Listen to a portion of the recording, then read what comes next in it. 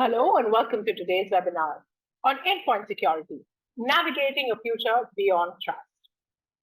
I am Kanchi Shah, General Manager for Continent Strategy and Strategy, and it's a pleasure to welcome you all on behalf of Dell Technologies, Intel, Microsoft, and Stratton. Ladies and gentlemen, in a global enterprise scenario that is perennially vulnerable to threats and attacks, organizations are realizing that the need of the hour is for solutions that provide robust automated threat prevention, detection, and response capabilities. Modern work demands an equally modern approach to protecting the endpoint and the end user. Solutions that ensure AI/ML infused threat detection and prevention are clear mandates. Organizations have since shifted from traditional mindsets of threat prevention to active threat detection and rapid preemptive response. CIOs and IT leaders realize that in order to focus on more strategic business objectives, solutions that enable inbuilt comprehensive threat management will allow them to free up precious time while rapidly scaling IT infrastructure with enhanced features that offer competitive advantage. Through today's webinar, we intend to discuss the importance of endpoint security to realize the potential of data capture. We will also discuss the critical pillars of endpoint security that enable flexibility and freedom, ensuring security for different kinds of employees. Through the discussions, we will also uncover the challenges of enabling comprehensive security in the backdrop of remote working and gig economies, and how protecting and securing data can encourage productivity. With that, let's begin with our first discussion today. I'd like to welcome Mr. Vineet Sinha, Director Cybersecurity SME Asia Pacific for Mastercard, Mr. Amrish Singh, CISO for Godrej and Royal, and Mr. Arjun Vishwanathan, Chief Knowledge Officer for Strategy, who will be moderating this conversation. Thank you very much, gentlemen, for joining us. And with that, I'd now like to hand it over to Arjun.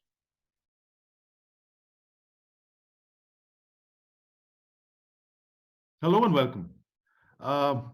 Welcome to everybody here in this lovely audience that's joined us today. And today I've got two very, very eminent friends from industry who are stalwarts in the space of technology and information security of their own right to talk about matters pertaining to the whole concept around how the truth really is the trusted devices enable trusted data.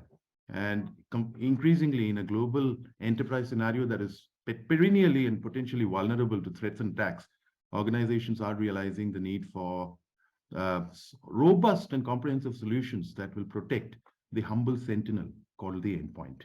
And joining me, Vineet, Ambrish, welcome. Delighted to have you with us. Vineet, I'm going to jump into this directly given the time that we have.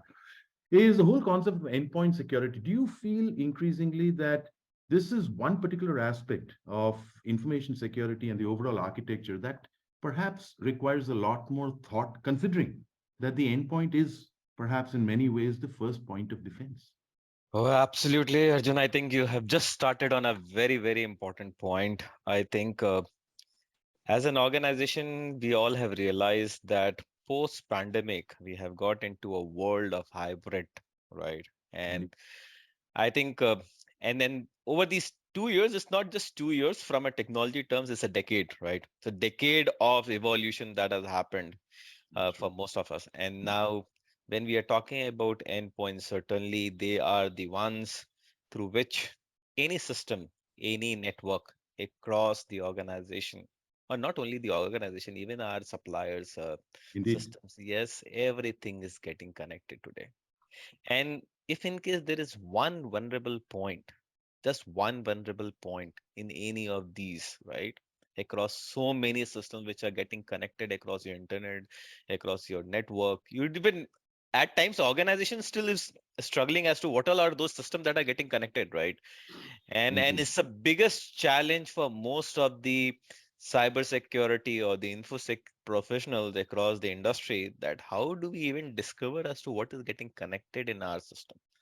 Now, let's say if in case, and I think we have seen a lot of these examples, and then some of the recent ones, which are very, very pertinent in the industry, and everybody is talking about. Uh, People were talking about legacy systems that were being used right now.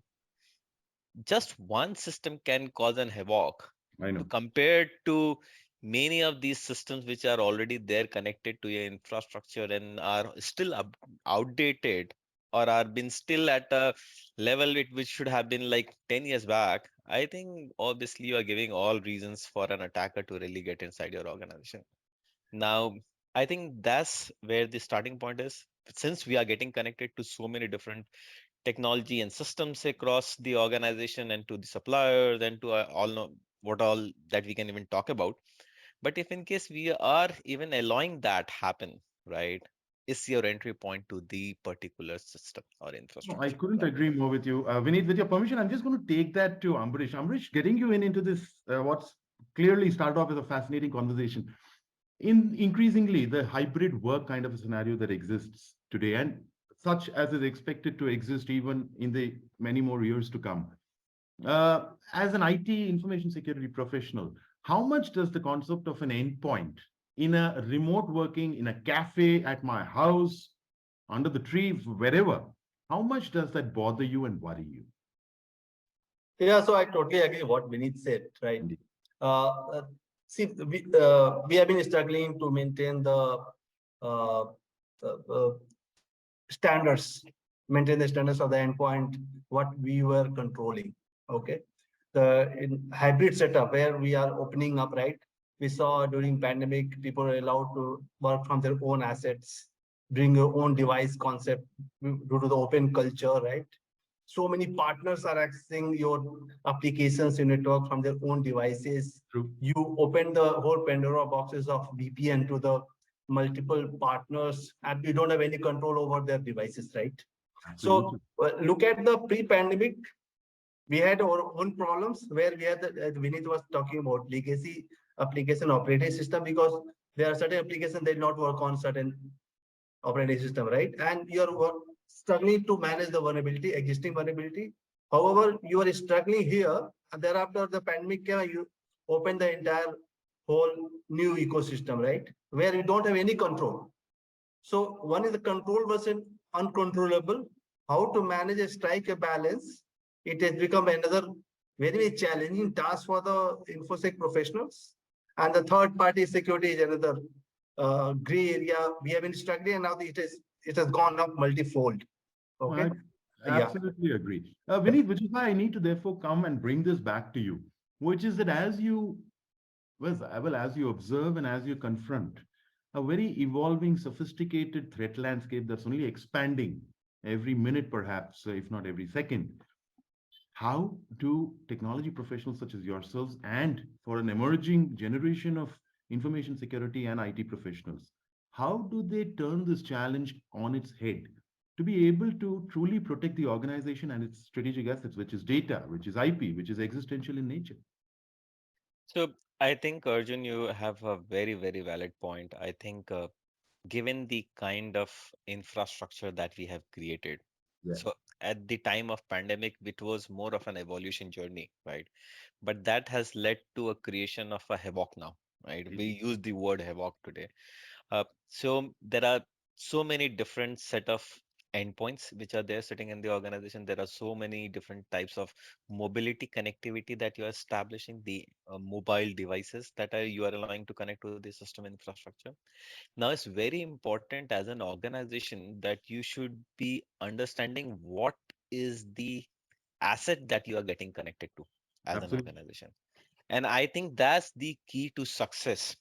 Without understanding the set of assets which are getting connected to your organization infrastructure, with I think it is going to be a massive problem for any organization to really manage. Now, to undertake some of those challenges, you have to identify the device entry point, number one.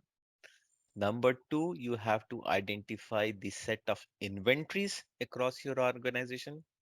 Number three is that you have to allow only those legitimate devices which are allowed by your organization or have a kind of a golden image which has been deployed by the organization are only allowed to be connected to your organization infrastructure. Now, there are various set of technologies and frameworks that are there existing in the industry. I think it's too early to talk about those, but I think these are primarily the three aspects what I see as a professional that should be looked into before you actually even think about how you have to make your environment more robust. Brilliant. Actually, that's a very important point you brought out because Ambrish, I'm bringing that to you. Therefore, now that we've established the fact that the endpoint is a very vulnerable asset, uh, how and what is your advice and guidance to a new emerging generation of information security practitioners and leaders on how to build endpoint security into the mainstream of their overall cyber security and cyber resilience strategies? Yeah, so I think Vinith brought out the core elements of, what is connecting to you, right? So if you divide the assets which are connecting to your network, divided into two parts. The assets which you have control, you have visibility, what you can do. The assets which are uncontrolled, you cannot control, Indeed. right? Talk about assets, endpoint, laptop, desktop, which are controlled by, given by the organizations. You have a control, you can do hardening, you can apply bunch of controls. Like we were talking about, there are various technology which can ensure that your organization asset can connect to your network.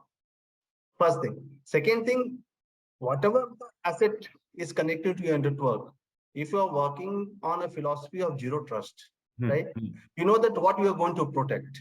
Yes. Assume that whatever the asset is coming through, it is vulnerable. Correct? It has been existing and it is going to be vulnerable because we are always chasing there's a race, right? We are always dragging behind. So assume that the endpoint which is going to connect to a network is vulnerable. How you will protect your network and applications and whatever the database, etc. you have to have that strategy in mind. And then you plan your protection and detection, response, recovery strategy accordingly. And you must have a strong belief that, see, whatever the protective technology you're going to deploy, right?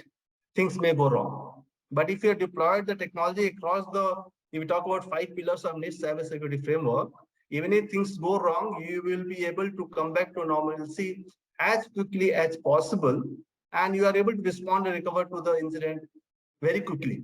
So Indeed. defense in depth, look at the zero trust model and think about that whatever is connecting is vulnerable, it is a risk to you. No, I agree because that's exactly what my next question was. And Vinita, bringing you into this now. Therefore, how do you see the concepts around endpoint security also converging with the concepts of the future of trust? Because the future of trust is a very expansive concept and perhaps not even a framework yet. In your view, how do you see that? And how do you think that should be embedded within the conscious mind of the organization as and when it is being planned? So I think one of any critical element, I think zero trust as a framework has been talked across the industry for quite some time. And it's not that it is something which is new. There have been pieces around it which was been touched upon in the past as well. But I think from a organization perspective, you have to break this into silos, all right? Okay. And where the framework has talked about the users, it talked about the workloads, it talks about the kind of data that are getting transmitted in and out of your organization. Is talk about the kind of infrastructure that the organization may have. So it's all have to be broken down into pieces first.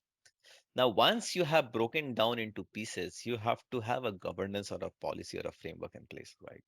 So once you have defined that, you have to say that, okay, my systems are going to only get connected through these set of users, right? Now, these set of users will have to be identified by these set of mechanisms. Now, if in case you have an application which is very, very critical in nature, Oh, oh, and you think that from an organization standpoint, it has to be controlled by only, let's say, few number of employees, mm, I think you have to say that, okay, my general uh, username and password is not going to work. You have to introduce concepts like of multi-factor authentication.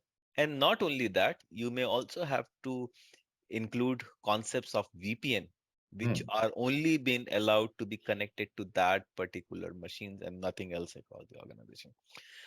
Similarly, you have to start breaking down from a user's point of view, managing the privilege access management, the identity and access management related aspects which are there, which are very, very critical from a organization per se. I think all of those have to be started to be looked into that detail. So again, there is not a silver bullet that you'll fire a gun and you'll is getting going to get done in one go. You have to take a piece by piece meal approach. Start focusing on identifying the users first, followed by the workload, by the net data that you're connecting, the network that you're connecting, you managing your traffic flow across the organizations. All of those have to be taken into consideration while you are managing some of these pieces very, very close to your heart. No, absolutely. I couldn't agree more. Therefore, which is why, Amrish, it begs then the most logical question next is when you look at industry and when you look at the OEMs and infrastructure builders and providers, what are the kind of solutions that you are looking to forward to in the coming months, if not the coming years, that will truly help you put together to place exactly what all of you just spoke about, the concept of zero trust, governance, and various other facets. Yeah, so as we were talking about, there is no silver bullet, right? So what I keep talking about is we as a CISO must think about the zero trust model is a long-term objective, right? And we must think about what we are doing today, how it Hmm. is going to help me to achieve the overall objective of zero trust. Okay. So take an example of today we have the VPN, right? People have deployed VPN. If you talk about VPN, a lot of VPNs today they are providing something like called posture assessment. Okay, so if you know that this is a device which is requesting for the VPN, and normally what we do a user authentication, right? User is username password, and then we go beyond the second factor authentication. Indeed. What about the device which becomes a part of your network? We're not doing Absolutely. posture assessment. That is the one element, right? So one is the zero trust model also talks about that basically three things, right? One is the you're talking about a user. Who is the user who is coming, who is requesting for certain access? What is the posture of the device at that point of time? Based on that, your intelligence machine, whatever the zero trust model you're going to build upon, is taking a decision on the fly, whether he has to be given access, whatever the access he had, or he has to access has to be trimmed down, it can be elevated, extra or not. First thing. Second thing, which is the one of the major concern today is how to manage the privileged users. Okay, Yes. and Yes. and privileged users, see all ransomware attack you see, right? They have been the malware existing in the network. They are looking for certain privileged credentials because they want to expand their presence in that network, and that's just a boom, right? They cannot do it without having a very elevated privilege. Okay, their effect will be very minimal. Take example of current investigation which is going on in Delhi, right? Yeah. It's the entire network is down, people are struggling, etc. So how to manage the privileged users, the technological control, procedural control, and awareness to the privileged users that you are holding accountability of that privilege account, right? The, the third element is the whole ecosystem of people need to think about the security by design, defense in depth. Hmm. Hmm. And look at your basics. I keep talking about people, process, and technology. If they are more complementing each other, the more success we will have. Okay. Only the technology is not going to solve the problem of security. Indeed The not. processes, the skills, the people awareness, everything going to play together in the journey, a successful journey of the cybersecurity. No, I quite Yeah. agree. And I find this fascinating because I think awareness certainly is something that's built up over at least the last 2.5, 3 years. Yes. But when bringing you in into this conversation that Ambrish just articulated, a lot of this is a lot of work. And it's all obviously very forward looking. It is more futuristic in its nature. But at the same time, as a CISO, as an IT professional, how do you balance managing it today while simultaneously evolving it for the future? I think that's the biggest challenge, Arjun, today. Mayhem, isn't it? It is that you you have to think 5 years ahead now because the threat landscape is evolving. The threat actors are changing their set of behaviors. Absolutely. They are evolving in terms of their pattern, right? What technology or exploits that they were using 3 months back probably is not the same set of technology or the method that they are using today, right? So they are rapidly, and they have more vital access to some of these technologies because of their presence in the dark web.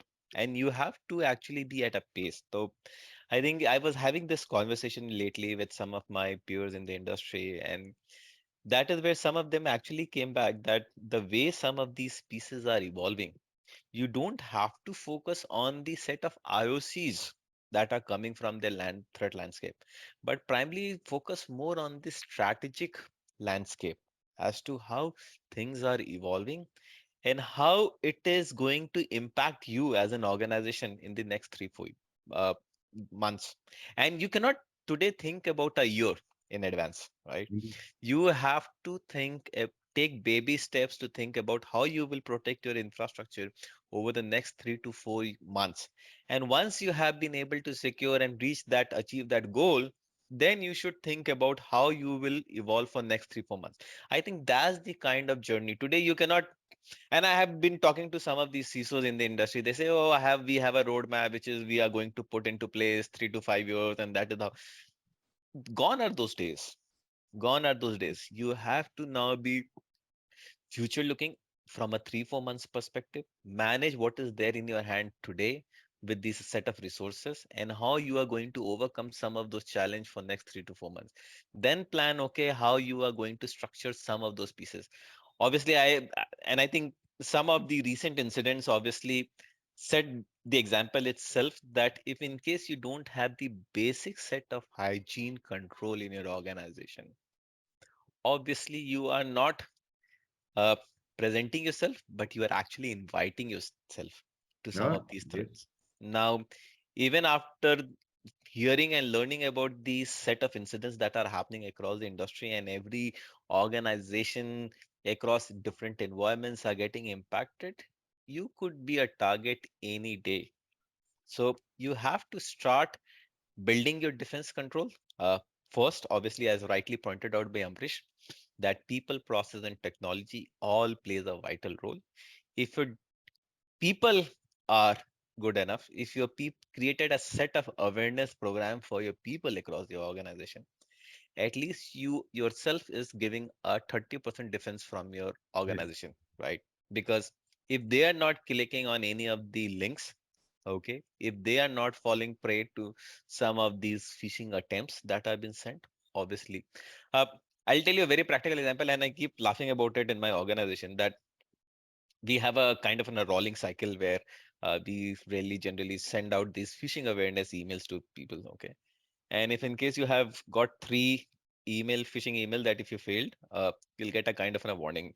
And that what I received very recently, okay, because I was on the fly and then probably clicked on one of them, which resulted in those disciplinary actions. So I kept on laughing with the kids there that, okay, see, it's the phishing emails are becoming so important in today's life that one single step, just one single step, just one mistake can land with the entire organization into problem. Absolutely. And I think that's what we have to focus, that how we are able to make our people aware about some of those pieces. uh, Again, awareness could not be very generic to one individual, but it has to be now planned across the organization, across different vertical, different team, different departments. So if in case you have an HR organization, you have a management organization, you have a administrative organization, you have to plan the training and awareness program according to Absolutely. them. So I think that's the key to the success, that handle as you fly. Don't look for be very future ready. You may not be able to really do so. Think about what is going to happen next over the next 3 to 4 months, and just target and focus on protecting the organization over the next 3 4 months, and evolve as the things are evolving accordingly. No, absolutely brilliantly said. And I see that I've got about 3.5 minutes on the clock. Amrish, a very, well, if you want to, if you were, a theosophical question. Cyber security, endpoint security, in a lot of ways is all about technology, whereas trust is all human in its nature. How do you see the convergence of humans and technology kind of forging together to create pretty much the resilient world that we all want to live in. Yeah, so if you bring, like, see, you have to bring via awareness a sense of ownership. That is why we keep Exactly. talking about information security, Absolutely. everyone's responsibility. So when we see, we all are in different kind of business, right? Industry, right? You have to create your awareness program in such a way that you are able to impact each and every employee, each and every user of different kind, right? Like take example of manufacturing. I mean, somebody working blockchain and somebody working in the shop floor, right? He hardly works on exercise, somebody working on advanced technology. So how you tailor made how you are able to make that awareness program impactful, you're going to the shop floor rather than just making awareness program where you're sending a emailers, which is seen by maybe 20% of the people, right? So how to ensure that your reach is to the grassroots level, they are able to understand their responsibility, they understand that this is my data, I need to protect. If we are able to break that, that is the real win. But I think still I'm struggling because you have to build that culture, right? Whatever steps we do from the all perspective, you're educating management, you're educating at various levels. But if you are able to influence each and every user, and then start thinking about, "Okay, this is my data, this is my organization, I need to be cautious." And the one important element in awareness is bring that personal benefit to the user. If you're cyber aware, you are going to, this is going to affect, it's going to positively impact you on a personal life, because people are getting frauds, right? A lot of frauds, OTP fraud, etc. It is going to help them personally. They can educate their own family. Parallelly, it is going to improve the overall organizational security posture. If you Absolutely. bring that element, you are able to crack that. Probably we will have more success. But I think we are still miles away, and we have to keep knocking the door. Certainly, we'll have success. As a CISO, do you sleep well? Yes. Oh, you do? Yeah, I sleep well because you have to do well next day, and you have to keep thinking ahead. You have to do multitasking. That is the CISO's role. And Vineet, Um, you've been sleeping well lately? uh, I think we have been able to manage some of those pieces. So I think we have learned our lessons over a period of time Yeah, as an that is important, organization. isn't it? And I think that has actually give us some kind of a breather for sure. As Ambrish talked about that, if in case you are prepared for today, you will be able to manage tomorrow. So if in case you are able to handle some of the pieces today, obviously that gives you some kind of a breather. And based on the lessons that you have learned over a period of time, uh, that will help you in terms of really managing some of the pieces on the ground. Obviously, if you are not learning the lessons, if you are not imbibing it into your culture as an organization, if you are not learning and making sure that some of these aspects which are been levied or been adopted by the attackers are not been thrown to you as an organization, then obviously you'll land up into all kind of suits. But yes, if in case you are able to build that culture of trust, build that culture of transparency, objectivity, obviously you have all reasons to sleep properly. No, no, absolutely. I couldn't agree more. And well begun, as they say, is always half done.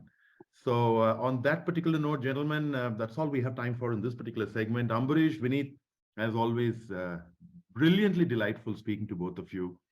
Supremely brilliant articulation of your very clarity based views. So, we are all privileged to have had you lend your perspective to this particular segment. Thank you so very much, Ambarish, for joining us. So Vineet, thank you once again for joining us. Thank you Thank so you. much. Thanks Thank a you so lot. much. Thank you so much for inviting us. Thank you. Thank you And to so the much for audience, inviting me. Thank you. that was I, Arjun Vishwanathan, in conversation with Ambarish and Vineet. Stay tuned and we'll be back with the next segment in just a moment.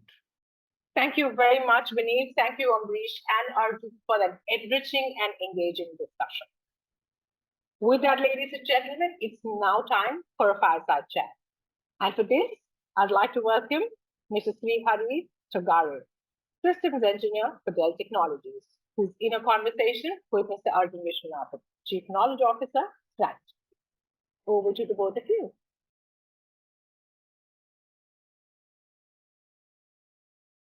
Hello and welcome back. I'm your host, Arjun Vishwanathan, and I am in continuation to what has promised to be a fascinating conversation till now. with our eminent panel of industry experts coming in as CIOs to talk about the whole concepts of endpoint security. And well, ladies and gentlemen, to really carry this conversation forward, I've got a subject matter expert with us today who's already been introduced to you. Srihari, welcome. It's a delight to have you with us and have you share your experiences. Thank you so much, Arjun. Glad to be a part of this. Thank you very much. Absolutely, I'm quite looking forward to the next this particular segment. So, Srihari, I'm going to put the time that we have to full use, and I'm going to directly come to you. We've just heard CIOs and CISOs in extensive measure talk about how the endpoint, despite its very evident vulnerabilities, is also perhaps a very critical asset in pretty much being the first line of defense. Yep. As a practitioner who's been in industry for as long as you have, what is your view on the evolving perspectives, themes, and operating models around endpoint security, such that it truly plays the role of the first line of defense? Thanks for that, Arjun.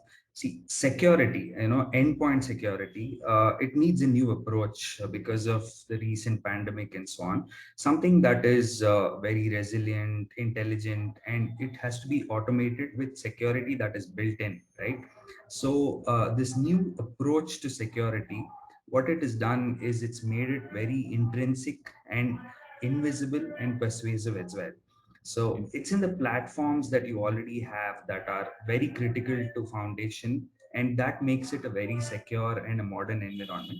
It is end to end, and this will exist and extend everywhere your applications go, right from your endpoints to your infrastructure and to your cloud deployments as well. No, that's actually very pertinent that you mentioned that because you know what immediately popped into mind is well, if the learnings of the last 2 years have lent us a certain level of perspective, it's also that with the evolving themes of the future of security or the future of trust, the future of work has also changed very dramatically. Now, with remote work now being more par for the course than an exception as it were earlier. Now, in that sense, Srihari, what is your view in, given that you have a brilliant view into industry from the perspective of Dell Technologies, is what is your view on how remote work is increasingly perhaps making the whole concept of endpoint security slightly more challenging? And how, in your guidance, would you advise an emerging generation of CISOs and IT security professionals on how to navigate this journey? Yeah, I mean, that's a really valid question in terms of what is the current scenario. So, one thing what we've learned in over the last few months and years of the global pandemic as well is the threat landscape, right? This has been growing and evolving. Now, actually, everyone is trying to take advantage of, taking away data, and data is the new oil, right? So, in the industry, there's nothing more secure than not having data secured for all types of industries irrespective of the verticals, right? Mm, mm, So people are becoming smarter day by day in terms of capturing data and the vulnerabilities caused in the workplace dynamic, because that has been changed in the last year and a half as well. Not all of them are working from home, I'm sorry, from the office, right? So they're working from home, working from cafes, working from airports. And it's not only one device that they're working on. So they'll have multiple devices at the same time. So to have security and to be as secure as possible across all devices is the prime motive of having an industry growing in the right direction. So, this end users who are working in more places with more devices, that increases risk. So supporting mobility, connectivity, these are critical to business and the workers as well. But the most important thing around it is security, and that is becoming very difficult and has to be treated at that most importance. No, I couldn't agree with you more because I think you made an interesting point there about the whole concept of, the workers. Now, increasingly, there's a growing realization, Srihari, that endpoint security predominantly and well, in general, has been a one key fits all kind of operating model all through the years that, well, we worked back in the day, as it were. But increasingly, that with radically and dramatically changing profiles of workers and work itself, accountabilities, responsibilities, the kind of activities, is that the approach to endpoint security for information security professionals and CISOs has to be a more nuanced one. In that sense, what is your guidance on whether endpoint security should be approached more from the concept of the profile of work by itself or by the infrastructure by itself? Yeah, I mean, this again is a very, very important point that we are discussing with all our customers, and this is being talked upon in a very aggressive way in because of the recent, issues, because of the recent change in workplace dynamics. We continually hear about three basic areas that are problematic for our customers, right? So one is the external threats. What this means is threats are growing at an alarming rate and more sophisticated as well. So they can lurk in an environment without being noticed. There's a study which says that the environment, if there is a threat that occurs, sometimes it will not be known for about 100 odd days, and that's becoming a problem. And imagine if the threat is already there and it is detected after about 100 days. Imagine the amount of data that can be lost during that particular time, right? That external threats is one of the most important thing. The second thing which we hear with our customers is the user behavior, right? The challenge is the end users are working and collaborating in more places, more devices, and sharing more information. So sometimes they will know it willingly share data, sometimes they will not know what data they've gone through, and without their knowledge that is being shared as well. The study says that about 41% of them will go around security because of all this, willingly and unwillingly as well, right? So this is becoming another very important point which is being of discussion now. The third most important thing is the limited security resources, right? Now if external threats and user behavior is not bad enough, there are not enough security professionals to fill knowledge based roles. So the security industry will need a lot more people who are working thoroughly about how the data is not going to get lost. And over the next 5 years we have a data that says that the unfilled security cyber security jobs is going to rise and it's going to rise by about 20%. So the What problem the is going to appalling situation get the industry globally is at. yeah. I couldn't agree with you more, which is why I want to bring you in increasingly now from the concept of you spoke about you spoke about multiple data points. You spoke about the very sophisticated landscape by itself in terms of threat analysis. In that sense, Srihari, how is Dell Technologies co-innovating with industry to ensure that it does precisely what you were articulating, which is protect the data, which is existential in nature for any organization across the globe? Yeah, so Arjun, Dell Technologies can help. Let me put that very clear across to I you. think that's something that's fairly well established over the last 3 years for sure. But please do Yeah. carry on. So we provide built-in security solutions that help and protect the endpoint ecosystem. So we have security that extends below the operating system and that is complemented with external security solutions for a comprehensive and modern protection. So Dell trusted devices. So that's some of the thing we kind of stress upon a lot, that provides a comprehensive approach to a portfolio of Dell technologies and endpoint security solutions that work together, like I mentioned, below the operating system and above the operating system as well. So below the operating system, if I can just touch upon it by for a moment or two, Please do. we have solutions such as Safe ID, Safe Screen, Safe BIOS, and above operating system we have our partners whom we work with VMware, SecureWorks, Absolute, and Netscope. So collectively, Dell's technologies collection of endpoint security solutions, these enable us to offer you the industry's most secure commercial PCs. And that's why we want to be, it's just not a sale which we were looking for. We want to be a trusted advisor. And that's what we are looking in terms of a partnership with all our customers. Interesting. And I'd like to continue on this particular point because I do have a supplementary question of sorts. Sure. Now, you spoke about collaborating with industry and ensuring the safest devices that are perhaps possible given the advancement of technology.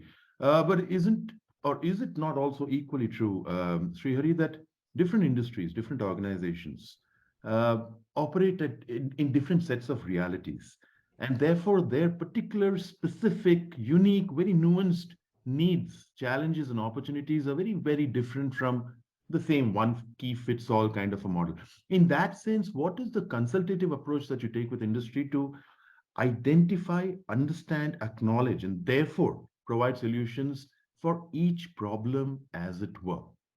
Yeah. So, you absolutely hit the nail on the head, which says, one solution will not fit all, right? So, what we do is we understand their ecosystem. What is it that they have, and what is it that they're looking to achieve in the near future, and then take some time for the next 3 months, 6 months, and 9 months. And we can provide customized solutions based on what they are really looking for, right? So irrespective of the vertical of the industry that the customers are in, we have solutions to provide irrespective of what they are looking for as well. So we would have a call with them, try and understand, what exactly is the current scenario, with their assets which they're using at the moment, what they're looking to achieve in the immediate future. Take some time off and say what is it that you're looking for in the next year or so. And that time, what we will do is we will provide them a customized solution and say this is where you would need to be triggered to get back on track if they're not already on it, and then get to a solution wherein the IT people and the users as well are not stressed, because they should not be worrying about security, and they should be worrying about their own work to improve their business, right? So to get to that level, we would provide customized solutions from Dell. Interesting, because it also strikes me, and I think I speak on behalf of a wide percentage of this wonderful audience that's tuning in today with us, as also for industry and sectors by and large, which is that I think there's a broad understanding of what solutions providers such as Dell Technologies can offer, and the sophistication is obviously cannot be underscored enough. But there's also the balancing of fiscal prudence. Well, everybody is working with finite budgets.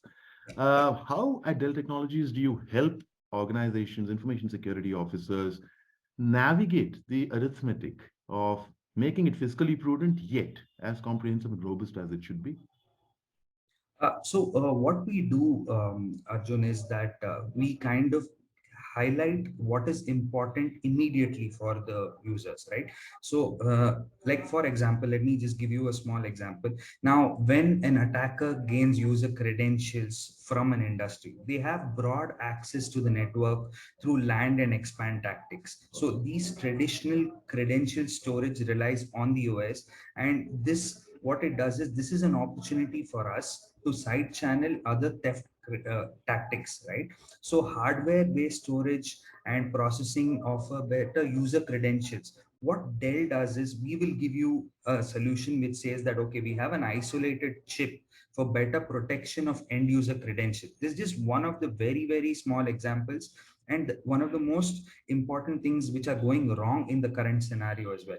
So we tell them that we can do this to clear out this issue which you have immediately. We will give, actually we have partnered with our team called SecureWorks and MDR, which is a services wherein their IT team can connect with our security professionals. We monitor them 24 bar 7. We tell them that this is how you can tackle these threats. We say that, okay, you want to have an incident management response, we have that as well. You want to have a yearly based support from our partners, we can offer that as well. So everything in Dell, like the hardware, is customizable, and that makes it very flexible for the users as well. It is not always hardware agnostic. If they have multi vendors in their organization, still we are offering to help them out and say, don't worry, Dell is there for you. So that makes it very easy for the customers as well. They will know, okay, We do not have to go behind only multiple vendors, and we can stick to Dell, which partners with a lot of vendors and gives us the best solution. That's how we tackle it as a global And player. Srihari, how would you respond to a question that is fairly evident and up there, which is that a lot of organizations today also work with infrastructure and platforms that are fairly legacy in nature. And I don't say that in any offensive manner. Yeah. It is about 3.5, 4 years old, which can't just be plugged out Yeah. and shown the door. In that sense, how does Dell Technologies' endpoint security premise and the program by itself seamlessly fit in so that it kind of works across different kinds of realities? So, Arjun, the best part about our security solutions is I want to highlight this, and I just want to repeat it. The best part is, we are not going to try and remove your current, whatever setup it is. What we'll try and do is we'll try and integrate it with the latest solutions. That time, what you can do is you already know you have an in-house or a legacy application which you're working on. We will tie it up with our latest softwares, and that helps you manage it with a single console. You do not have to have multiple consoles as well for managing multiple applications. We try and make it as simple as we'll give you one console, merge everything in one console, and your IT admin or your security in charge officers will be able to access everything out of a single console. We have technologies which can merge them. I'm sure it will take maybe some of the legacy applications might take a little more time to understand and integrate, but we have that capability. So, a lot of our users are ready to integrate multiple applications into a single one, which makes it a better solution for the user. And anyone who's accessing a system would not want to open 10 different windows to access 10 different Absolutely not. solutions. So, that becomes very easy for the user as well, Arjun. So that we can do from there. Very interesting. But this is increasingly, like I promised, turning out to be a fascinating conversation, but I do have a view on the clock, Srihari. Yeah. Therefore, my question to you, pretty much to kind of distill this wonderful dialogue that we've had is uh, your ability, Dell Technologies' ability to serve its customers, industry by and large, globally as well as in India, also requires you to, well, innovate at a fairly furious pace. Yep. Because, well, the other reality of the threat landscape is equally turning as appalling as it can be. Now, in that sense, what can industry expect from Dell Technologies in the coming months, if not the years, that'll help them stay perhaps on course with how everything else is changing, if not necessarily be a step forward in the background of converging endpoint security with the concepts of the future of trust? Arjun, thanks for this question actually. So, because of the fact that, this is mostly discussed with all our customers at this point, we've moved past the traditional antiviruses and more traditional approaches to customers, right? What we've done is already moved on to the next generation versions of it. How that is different is this works on AI and ML. And there's no better word, or there's no word that is heard more in the industry at the moment than AI and ML. True. So what we are doing is we understand the telemetry of how these threats occur, and it is not like I told you at the beginning of our chat. It's not one threat which is there and that is going on forever. Every day, every moment, the threats are actually getting sophisticated, getting tougher to analyze, and the people who are doing it are getting smarter by the day, right? Absolutely. So we understand the behavioral patterns of how this works. It's not a very signature pattern wherein it says, okay, this is how this one is, and we will protect only that particular threat.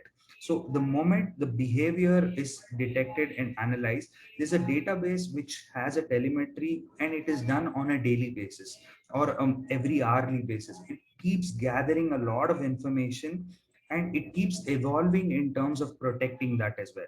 So what we would want to tell our customers is we are not sticking into the traditional way. We've already moved past that, and the way we understand the behavioral patterns, that helps us to be ahead of the industry and gives you a much faster and a much aggressive way of saying, okay, we've already identified this could be a threat. Would you want to correct it?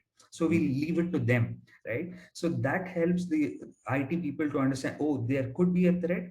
We will take the next call. Some of them, the policies might be allowed by the users, but some of them might be a really big threat for the industry as well, right? So we give that option to them, and they will take the next call. So we've already been aware, and we already want to make sure that all our users are being safe, not now, but 6 months, 12 months, anything Absolutely. ahead. Yeah. No, I couldn't agree with you more, Siri. And like I said, this has been a fascinating conversation, and I'm very, very grateful to you for taking out the time to share such invaluable perspectives and views around the whole concept of endpoint security. But that, unfortunately, is all that we have time for in this particular segment. Uh, Very delighted to have had you with us. Thank you so very much. Thank you very much for having me, Arjun, and thanks for this session. It was lovely. Absolutely. And ladies and gentlemen, that's pretty much for it from here. For now, stay tuned. We'll be back in just a second. Thank you very much, Sri Hari and Arjun, for taking us to an amazingly insightful session. With that, ladies and gentlemen, we've come to an end of today's webinar on endpoint security, navigating a future beyond trust. Ladies and gentlemen, we'll just request for a few moments of your time to fill in the feedback form. Your feedback is invaluable to us. Please do feel free to mention any suggestions or recommendations that you have, as this will help us improve the content, structure, and delivery of our conferences. I also thank you once again on behalf of Dell Technologies, Intel, Microsoft, and Strategy for joining us and spending your valuable time. We look forward to welcoming you at our forthcoming conferences. Until then, stay safe, stay healthy, and do enjoy the rest of your day.